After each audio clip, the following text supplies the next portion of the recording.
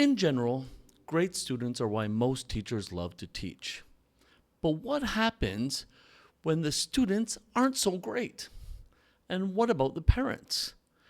Is it more likely that your students' parents are going to support you or interfere with you, interfere with your teaching? These are not easy questions to answer. And some of the answers I'm going to provide today or suggest today probably won't sit so well with some of my listeners. But as TESL newbies, you need to know the pros and cons of dealing with students and parents alike. So that's what I'm going to try to do today. I'm Teacher David, and this is TESL for Newbies.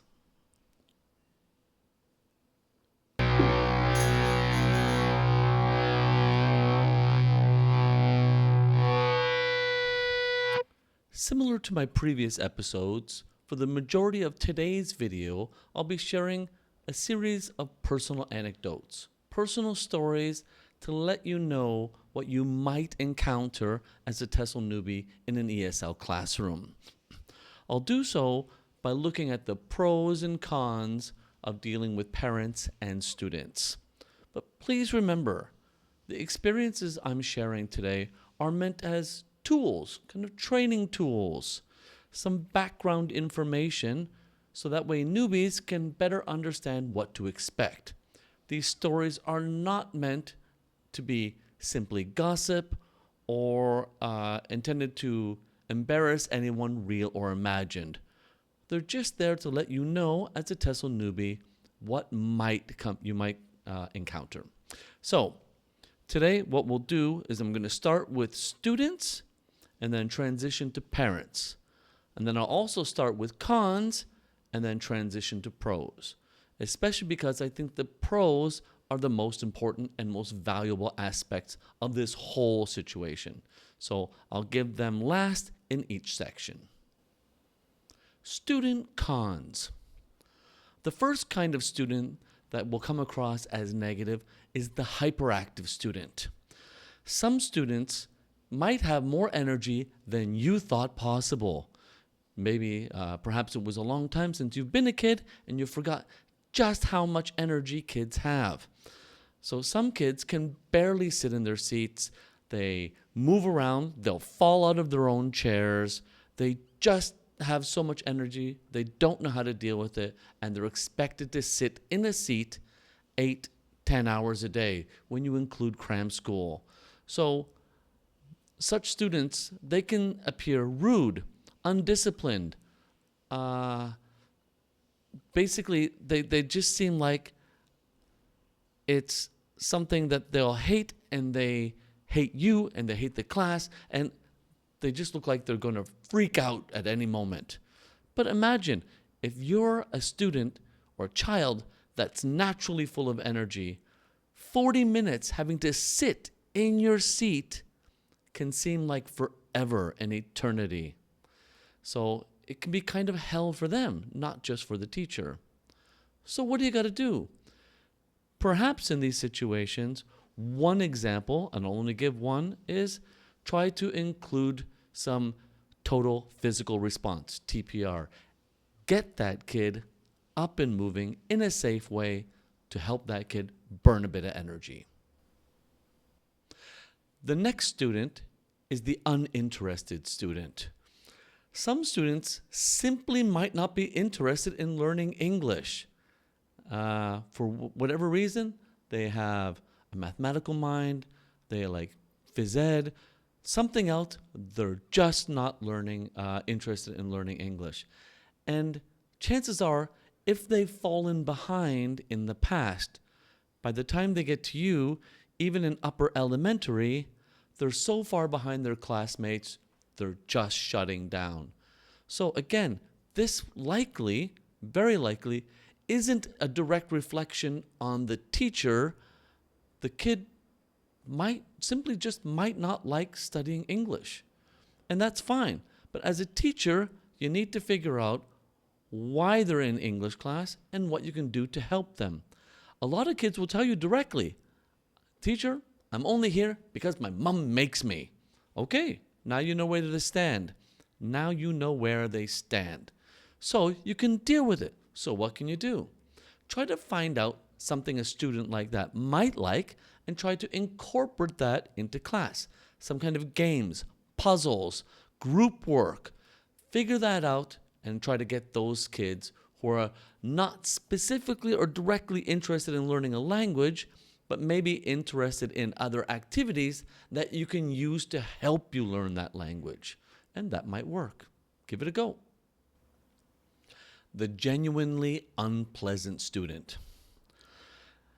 In my experience, very rarely will you find yourself facing a student who is genuinely rude and unpleasant, naturally rude and unpleasant. This is the kind of nature-nurture problem here.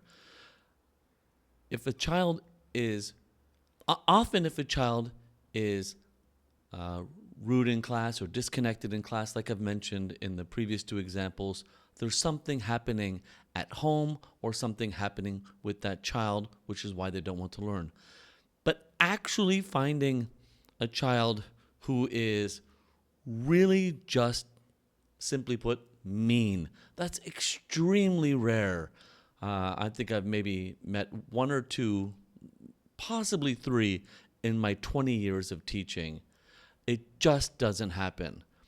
If something is going wrong in the relationship between you and a student in class, I suggest you find out what's going wrong with that student in their own life, if you can. Try to find out, because that kid might already be going through hell, frankly, and you're seeing the kid's behavior as an affront to you, and you're just building on that hell instead of helping to alleviate it. Chances are, the chances of you meeting a naturally unpleasant, mean person, very, very low. So before you assume, is my suggestion, before you assume that child is naturally defective in a way that makes them cruel, try to figure out what's happening with the child instead. I bet you'll find out something is happening, something that you can address, you can deal with to make the situation better for everyone involved. Student pros. Now, ask any teacher and they're going to tell you they have and they look forward to having a go-to student. The go-to simply means in your class, there's going to be one or two students that you can go to when you need an answer, and you know they'll always be there. They'll always be listening. They'll always be ready to participate. They'll always be ready to help out because they're bright, active, and engaged within the class. And usually a go-to student, they're just a nice person. And it just comes out all the time, and it brings niceness out in other people, including their classmates. So find your go-to kid, but a word of caution. If other students in class realize or recognize that you're relying perhaps too much on your go-to student, in the sense that to the extent that you're starting to favor the go-to student, that can make things negative then for that go-to student when they're out of class. So find a go-to student in your class, rely on them, help them bring out success in other students, but don't get carried away. Remember, other kids notice and they can feel jealous, and rightly so, if you favor one kid over another directly and obviously. The next pro is the highly focused but quiet student. In an ESL class, you are bound as a teacher. It's inevitable that you're going to meet students who have everything great. They do their homework. They do all the writing they're expected. The writing is nice, neat, well structured. Their answers are done. Their homework is done. But when you ask them to participate in class, they're just not interested. They don't participate. This is the highly focused, highly intelligent, but very quiet, introverted students that you can come across. Now, so what can you do? From my experience, what I try to do is I try to integrate humor into my classrooms. I try to kind of open that kid up a little bit using a bit of humor. Carefully though, because you don't want to have the opposite effect, make them feel embarrassed and shut them down. When you have this kind of quiet student, you need time. Do not assume that in the first month or 2 months. I've had a student in the past, it took me 2.5 years before that student finally felt comfortable enough to actually actively participate in class, in humor, in just feeling free enough to just let her guard down and boom, participate. So it will happen, it can happen, but if it doesn't, that's okay too. Some people just are more introverted than others. Some people don't like the spotlight. That's okay, but don't take it as a slight. Some students are like that. Let them be and allow other ones. You're going to have the opposite effect. Some kids are going to want to talk too much and you got to shut them down. So try to go for that balance there. But remember, just because a student is quiet, that doesn't mean they don't know anything. It could mean there are many reasons. Probably they're just painfully shy. Now, most students, perhaps to your surprise, are pleasant and interested in learning. At least that's been my experience. However, they can find themselves bored and unfocused, especially if the way the teacher presents the lesson is very dry and kind of that typical cut and dry, straightforward method of teaching.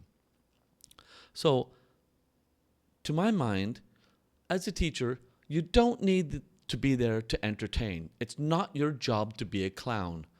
But also, it's not your job to be as boring as humanly possible so that way the kids just can't wait to get away from you. So what I suggest you do is try to think of ways to have engagement in class. Teach your lessons, yes. You know, in a highly focused academic writing or grammar class, it's going to be difficult to to add levity to it. But you can. Or when you do, after you teach the main lesson, add activities. Do things to make the class kind of up and down.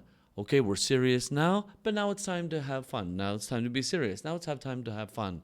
Let students know that you're the kind of person that allows for both in class. Don't just be goofy the whole class. Students know when you're killing time. But don't be just tragically boring the whole time. Students will become disinterested and they simply won't learn. Okay, now it's time for us to move on to parents. The first kind of parent on parent cons that we can talk about are the willfully oblivious parents. Now, I'm not sure if they're actually willfully oblivious, but that just seemed a fitting title. What I mean is, in Asia, in North America, you've probably heard terms of parents who are helicopter parents and kids who have princess disease, whether the girls or boys. And that can be a problem for teachers. So the latter term, the princess disease, perhaps is the most trouble for a teacher because that child seems to have been raised in a way where they're allowed to yell back to adults, scold adults, not care at all how they interact with adults. So if they're at home interacting very poorly with their parents, of course they're going to interact poorly with you in class. That's going to make it difficult. But remember above, I don't believe this is a naturally occurring thing. I believe this is nurture. Teach your kids a little bit of manners. Don't let them have princess disease. Let them know a little bit of respect goes a long way at home and in the classroom. Perhaps the even more difficult situation teachers have to deal with is the disinterested parent. Some parents don't seem to really give a damn at all about what their children do in class, about what they learn, about how they're progressing. I know this sounds incredibly negative and, to be honest, sad in my opinion, but I've experienced this more than once in my teaching career. Some students say to me, "Teacher, I don't care if I don't do well. My parents said I don't have to. I just don't care." Okay, well, what can I as a teacher do?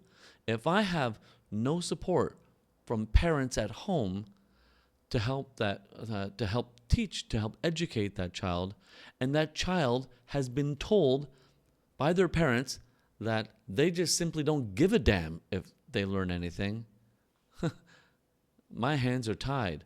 That kid is in no position to learn then, and fingers crossed, down the road, they'll recognize that maybe this isn't a good approach to education and turn around and start to apply themselves.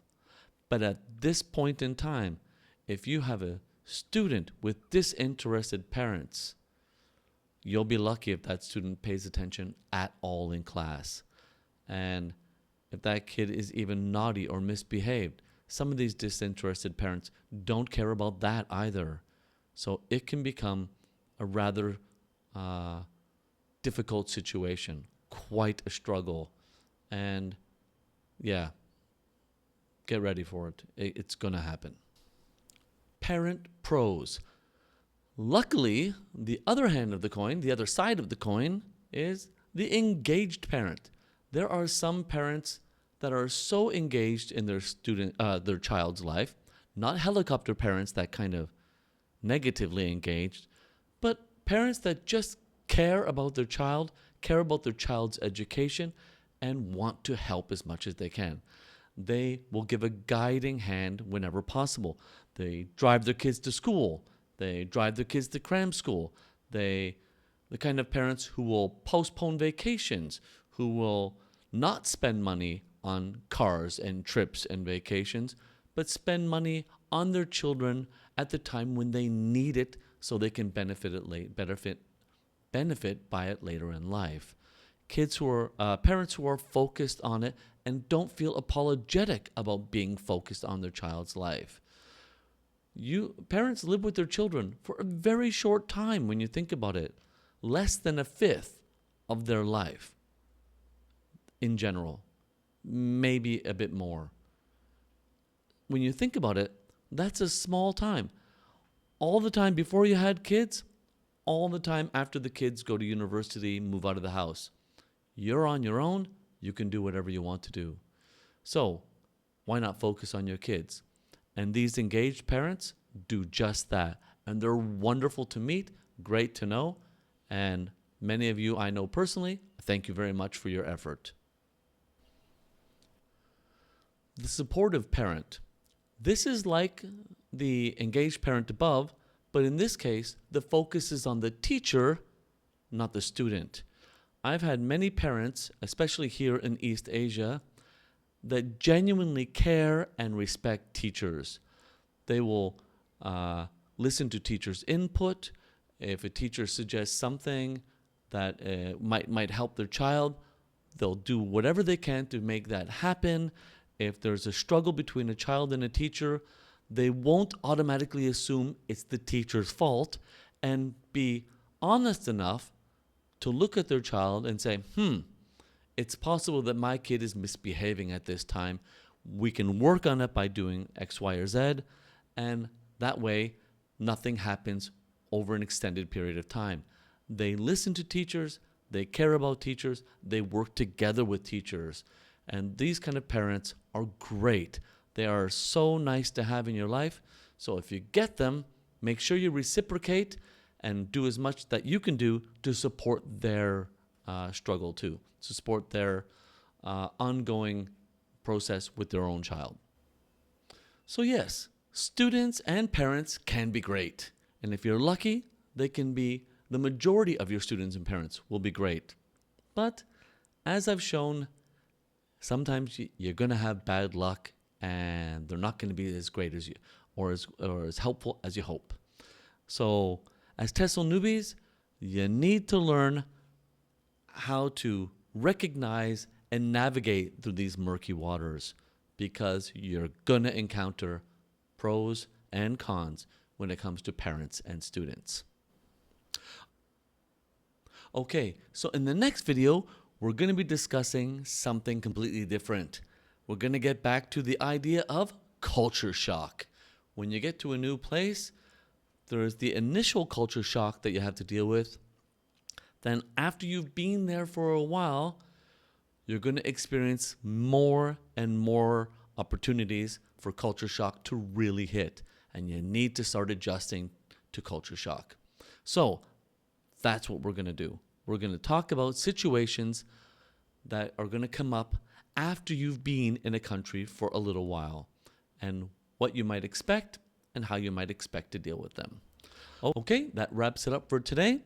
Thanks for watching, and remember, if you have a question or something you'd like to say, just leave a comment below and I'll be sure to get back to you. Bye for now.